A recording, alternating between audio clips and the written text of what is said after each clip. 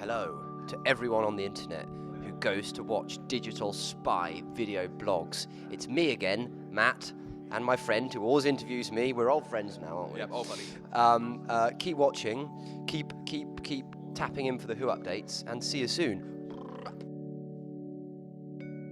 This is the television show that you pretty much can't kill. The fact is that there's nothing like Doctor Who. And it's gone through people's childhoods. Childhoods. Yeah. So on Saturday, November 23rd, 2013, Doctor Who is going to be hitting its 50th anniversary, and I'm here as part of a journey to find out how and why it's reached that incredible milestone. One of the big reasons Doctor Who has lasted so long is because it has such a broad imagination, and it's really only limited by the imagination of the writer. Every episode, it can be a completely different show. You can be, in the past, it can be a historical romance. You can be in the future, and it can be hard science fiction. So it really can be a different show each week, and for 50 years, you've got 50 different reasons why Doctor Who is a success. I wonder if part of the key to its longevity is that the basic format is unchanged since 1963.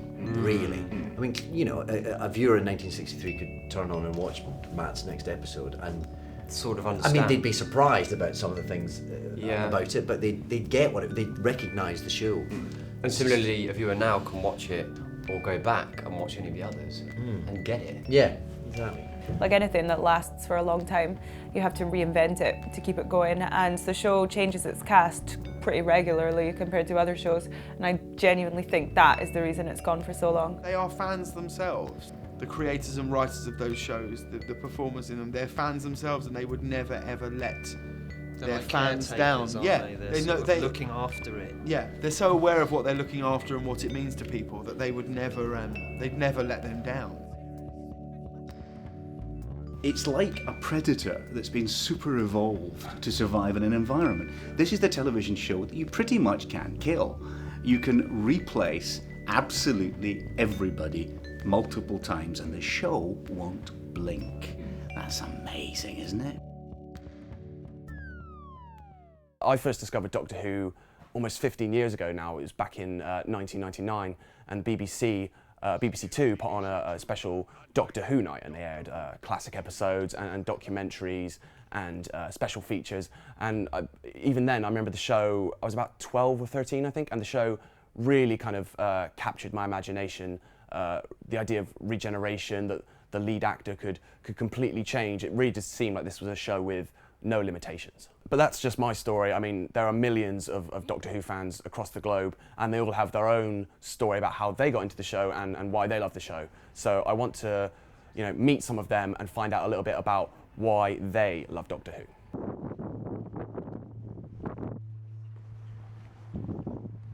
I'd grown up with Doctor Who, so Doctor Who was always part of my childhood. I was born in '67, so my first recollection really is of Pertwee, the trailer for Carnival of Monsters, oddly enough, and I remember that very vividly. So that season, the Three Doctors, Carnival of Monsters, the Green Death especially, I remember the omnibus version of that one Saturday or Sunday afternoon, just finding that on and watching it. So the maggots coming out of the pit was, really sort of gave me nightmares. And then things like Invasion of the Dinosaurs, which I know is sort of derided in some quarters for its special effects, but I think it's an amazing story, and those dinosaurs did, stay with me. So I suppose I grew up with Pertwee, and it was hugely popular. It's what everyone watched. It was exciting. It was part of the culture of TV in those days. So I just stayed with it, and I just kept going with it. Never missed an episode, really. I mean, how much of your writing is kind of Doctor Who centric and Doctor Who based? Most of it. You could say that Doctor Who has sort of shaped my writing life, and my first book I wrote was a big episode guide to Doctor Who, and I've constantly revised that with the series being updated all the time. Being a bit of a loner and a bit of a geek, the Doctor was the man, really. He didn't need a whole federation behind him, or the Galactic Alliance or the Rebellion. He did everything on his own. He had companions, but he managed to do everything on his own. That appealed to someone who was a loner and a geek and who didn't really identify with other people and didn't really have a huge circle of friends. there was comfort in that, and that offered hope, and I think that's why he was my hero. You can meet people somewhere and you discover that you both like Doctor Who, and suddenly you instantly have a shared language and something you can talk about, and it breaks the ice.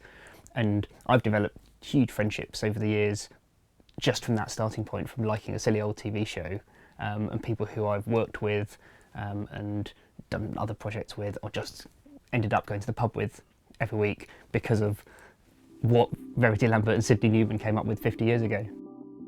Doctor Who can change, but fans will still love the series because its core concepts have stayed the same. I mean, you can have change and innovation and regeneration, but always staying true to that original brilliant conceit. And the changes keep on coming, with the 11th Doctor, Matt Smith, leaving the show this Christmas. I'm going to miss playing a character that can go from A to Z within a second. I'm going to miss playing a character that walks in the room and is immediately the cleverest person there, and therefore can be the most ridiculous. I'm going to miss a character that can wear a purple costume and it be normal and not change his clothes. I mean, I'm going to miss everything. I love that character. I love the show. Changed my life, man. It's been amazing.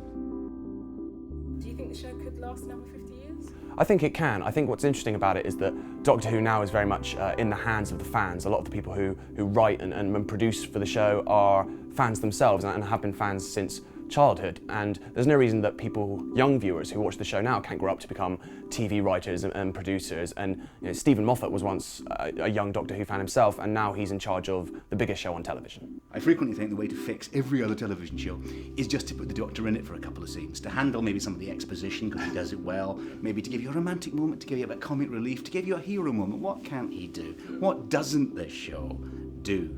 The standards by which we judge it, including me, are so high. If a Doctor Who episode doesn't do absolutely everything at once, twice, then you don't think it's good enough. Okay. Well, brilliant. That's absolutely fantastic. Cheers, Stephen. Thank you very much for that. Cheers. It's great. Thank you.